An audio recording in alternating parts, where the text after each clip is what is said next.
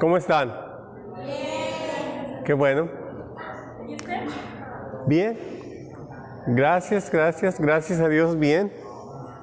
Pues vamos a continuar con nuestro tema de la semana pasada. La semana pasada empecé a compartir acerca de la gracia.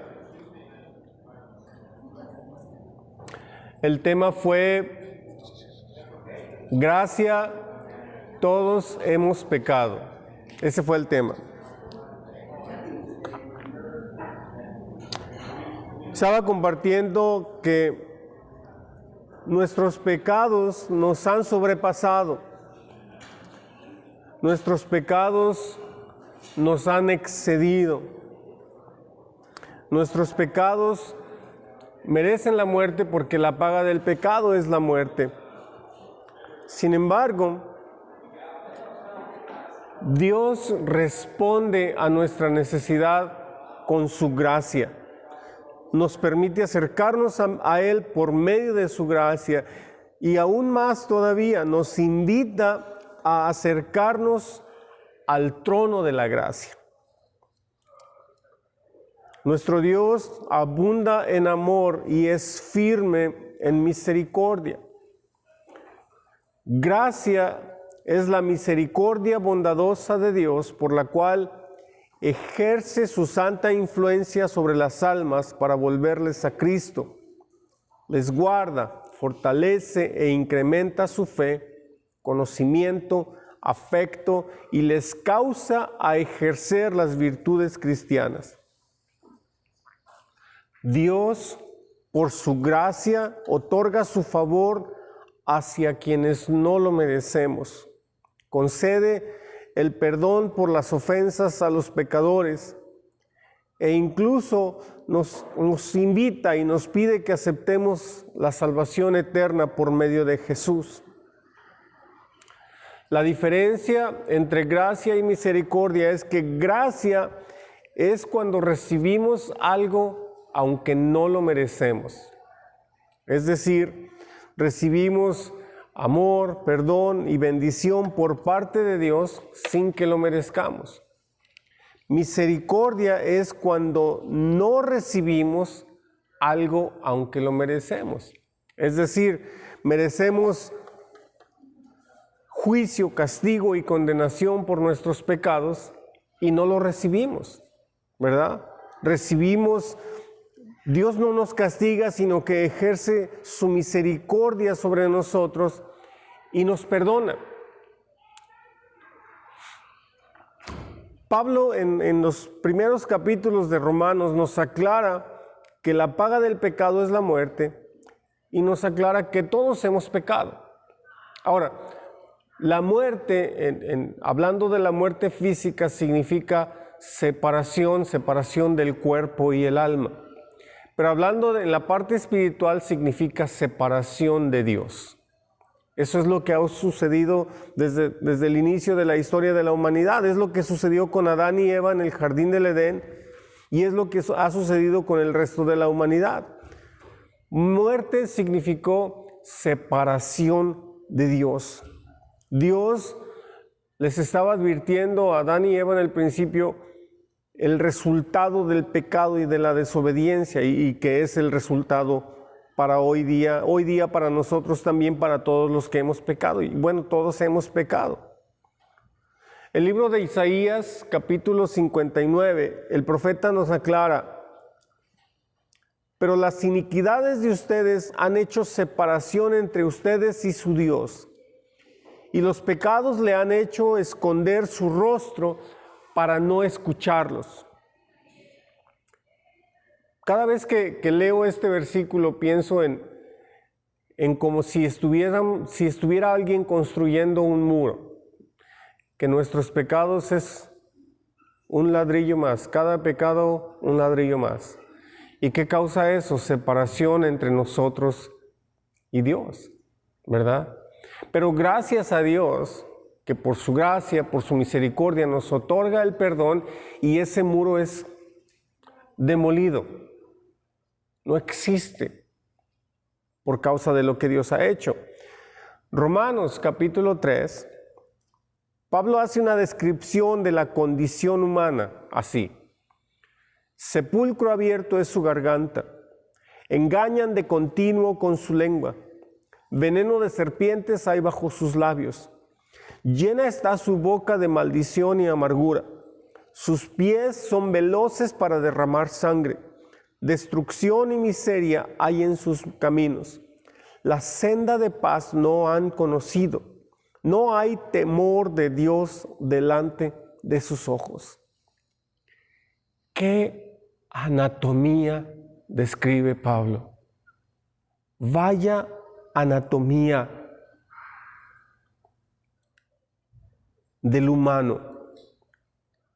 Las gargantas como sepulcros, las lenguas llenas de engaño, los labios como de víboras, las bocas llenas de maldiciones, los pies que marchan hacia la violencia. Y lo resume todo en el versículo 18. No hay temor de Dios delante de sus ojos. Esa es la raíz del problema. No hay temor de Dios. El pecado se convirtió en una infección que afecta a toda la persona, desde la cabeza hasta los pies. No nada más contamina a cada ser humano, pero contamina el ser de cada humano. El pecado es una enfermedad mortal. El pecado nos ha sentenciado a muerte, a una muerte lenta y dolorosa. El pecado le hace a la persona, a la vida de una persona, lo que le hacen unas tijeras a una flor. Lo cortan de su fuente de vida. Ahora, puede ser que una flor cuando se corta durante un poco de tiempo se vea radiante y bonita, pero está muerta. Está muerta. Ya no tiene vida. Y no importa cuánto le hagamos a la flor, que hay que ponerla en agua, hay que ponerle una aspirina, en el refri, no importa, la flor está muerta, ¿cierto? Así el pecado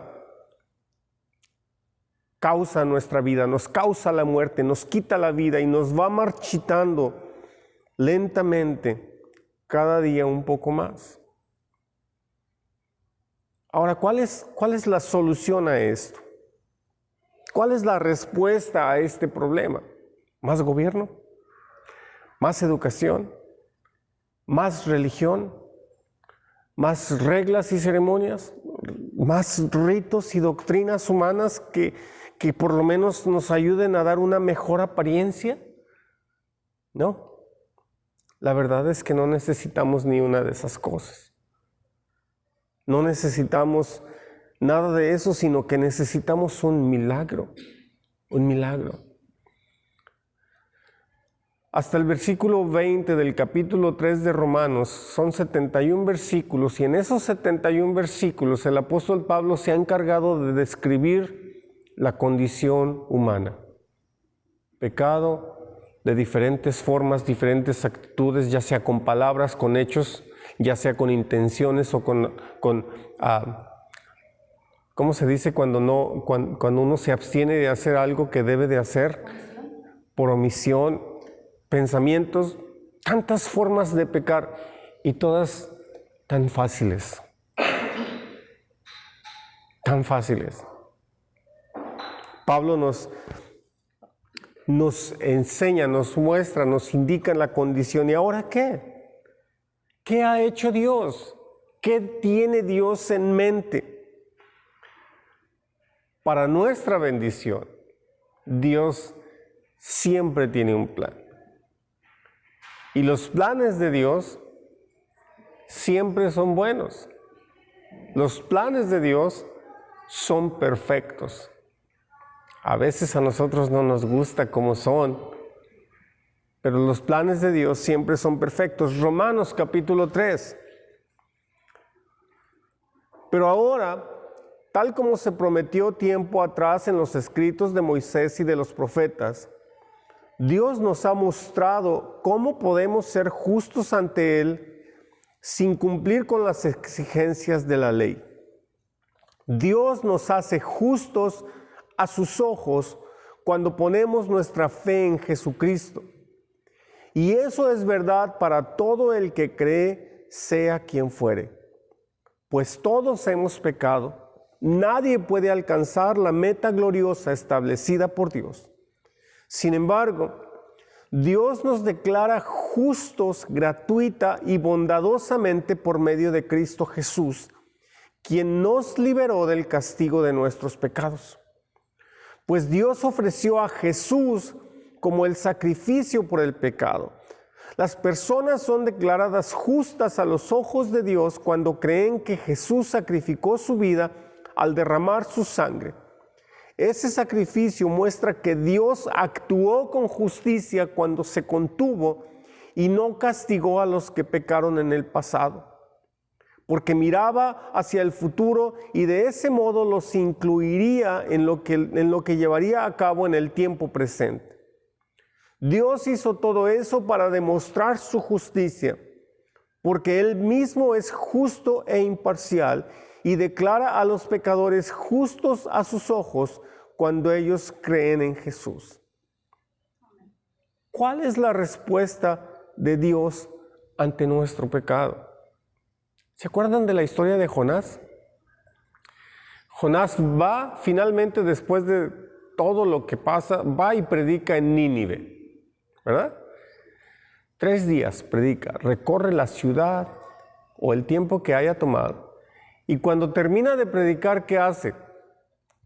Se sale de la ciudad y se sienta a esperar el juicio de Dios. ¿Por qué predicó Jonás? ¿Para que la gente se salvara?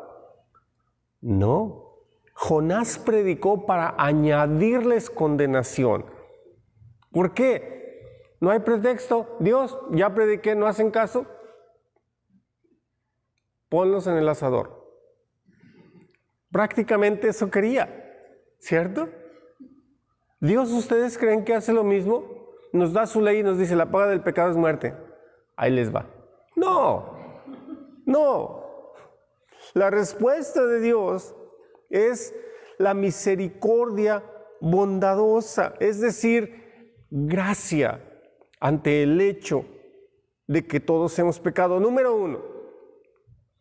Nos hace justos cuando ponemos nuestra fe en Jesucristo. ¿Está contando los pecados de cada quien? ¿Está poniendo eso como condición? Aquí dice, nos hace justos cuando ponemos nuestra fe en Jesucristo. Algunos lo hacemos o lo hicimos a muy temprana edad. Yo tenía 14 años. Algunos lo hacen en su lecho de muerte. ¿Y qué? Por eso es gracia. 2, nos declara justos gratuita y bondadosamente por medio de Cristo Jesús. ¿Alguien de nosotros es justo? No. Algunos a veces lo pretendemos, pero no lo somos. 3, Dios ofreció a Jesús como el sacrificio por el pecado. 4, somos declarados justos cuando creemos que Jesús sacrificó su vida al derramar su sangre. Y 5, Dios declara a los pecadores justos a sus ojos cuando ellos creen en Jesús. Literalmente 5 veces dice lo mismo, una y otra vez en 6 versículos. ¿Por qué? Porque cuando algo sucede así, sabemos la importancia que tiene. ¿Sí? ¿Qué está diciendo Pablo? Ante la realidad de que todos hemos pecado, esta es la respuesta de Dios. Gracia. No apariencias, gracia. No religión, no ideologías, no sacrificios, no ceremonias, no gobierno, no esto, no lo otro. Gracia. En 1976, el dictador chino Mao Zedong, ¿recuerdan un poquito de él? Murió.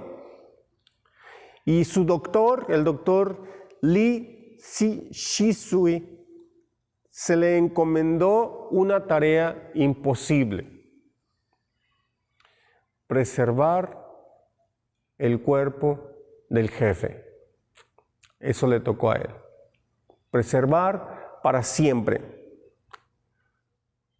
Con una bomba le introdujeron 22 litros de este líquido que se llama formaldehído al cadáver. Eso lo único que causó fue que el cuerpo se hinchara, la cara parecía un balón de básquetbol y el cuello estaba igual de ancho que la cara. El líquido le estaba supurando por los poros. Durante 5 horas estuvieron el doctor y su equipo trabajando para mejorar la apariencia del jefe Mao. Finalmente lo lograron, pero no lograron que lo hinchado del pecho se quitara. Estaba tan hinchado que tuvieron que cortarle la chaqueta por la parte de atrás para que cupiera. Y todavía después de eso lo cubrieron el cadáver con la bandera del Partido Comunista. Eso les ayudó para que pudiera aparentar bien durante el memorial o los servicios funerarios. Durante el siguiente año, el doctor junto con su equipo trabajaron en un hospital subterráneo con la misma meta o con el mismo acometido de preservar el cuerpo del jefe Mao, pero no lo lograron. Finalmente lo admitieron que no era posible. Un oficial del gobierno chino ordenó que se hiciera una figura de cera idéntica al jefe Mao. Tanto el cuerpo como la réplica del doctor o del jefe Mao fueron llevados a la plaza Tiananmen en China y decenas de miles de personas vinieron a rendirle homenaje a Mao Zedong. Vieron el ataúd de cristal desfilar delante de sus ojos a quien gobernó China durante 27 años. Pero incluso ni siquiera el médico, su doctor, ni siquiera él pudo distinguir si era el cuerpo de Mao o era la figura de cera. Dios no hizo eso. Dios no hizo una réplica de nosotros para preservarnos. Dios le puso un remedio final y definitivo a nuestro problema del pecado. Efesios capítulo 2. Pero Dios es tan rico en misericordia y nos amó tanto que, a pesar de que estábamos muertos por causa de nuestros pecados, nos dio vida cuando levantó a Cristo de los muertos. Es solo por la gracia de Dios que ustedes han sido salvados. La solución de Dios no fue preservar muertos, sino dar vida nueva. 2 Corintios 5:17.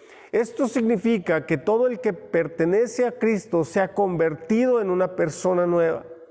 La vida antigua ha pasado, una nueva vida ha comenzado. Dios tiene su propia forma de hacer las cosas, porque donde el humano falla, Dios sobresale. Nosotros no tenemos forma posible alguna de poder salvarnos a nosotros mismos y por lo tanto Dios nos da su salvación, y cuando nos arrepentimos de nuestros pecados, realmente no le estamos haciendo un favor a nadie, mucho menos a Dios. Cuando decimos que amamos a Dios, no le estamos haciendo un favor a Dios, realmente solamente estamos respondiendo a algo que Dios ya hizo y que lo hizo por causa de su gracia de antemano por nosotros. Primera de Juan, capítulo 4. Versículo 10, en esto consiste el amor verdadero, no en que nosotros hayamos amado a Dios, sino en que Él nos amó a nosotros y envió a su Hijo como sacrificio para quitar nuestros pecados. A partir de su amor y su justicia, Dios creó su gracia y la manifiesta y la derrama cada día sobre nosotros por medio de su misericordia. Isaías capítulo 45. Ábranse, oh cielos, y derramen su justicia, que la tierra se abra de par en par, para que broten juntas la salvación y la justicia. Yo, el Señor, las he creado. Aparte del cristianismo, ningún otro sistema, ideología o religión proclama perdón gratuito y una vida nueva para para quienes no han hecho nada para merecerlo, para quienes solamente merecen juicio. Hay un autor que se llama John MacArthur y él escribió algo así. Él dijo: en cuanto al camino de la salvación, hay solo dos religiones que el mundo jamás conocerá. La religión del cumplimiento divino, que es el cristianismo bíblico, y la religión de la realización humana, que incluye toda otra forma de religión sin importar su nombre. En el cristianismo no hay regateos ni negociaciones. En el cristianismo la autosalvación está completamente fuera de lugar, porque Dios tiene sus formas para hacer las cosas, y en el caso de la salvación para los humanos, su forma se llama gracia. Desde el Edén, la paga del pecado es y ha sido la muerte. Y Dios no cambia sus estándares, ni tampoco hace acepción de personas. Con Dios no hay nepotismos, ni compadrazgos, ni nada de eso. Dios no condona nuestro pasado, no pasa por alto nuestras rebeliones, pero tampoco suaviza sus demandas. En lugar de hacer a un lado nuestros pecados, Dios los asume, los toma. Y como decía mi mamá, ¿en qué cabeza cabe? Dios se autosentencia. Dios toma el castigo de nuestros pecados sobre sí mismo. Y de este modo cumple con 5 cosas. Número 1, la santidad de Dios se honra. Número 2, nuestro pecado se castiga. Número 3, somos redimidos. Número 4, Dios sigue siendo Dios. Número 5, la paga del pecado sigue siendo la muerte. Hebreos capítulo 10, versículo 10. Go next. Pues la voluntad de Dios fue que el sacrificio del cuerpo de Jesucristo nos hiciera santos una vez y para siempre. Versículo 14. Pues mediante esa única ofrenda, Él perfeccionó para siempre a los que está haciendo santos. Dios, por su gracia, nos hace perfectos.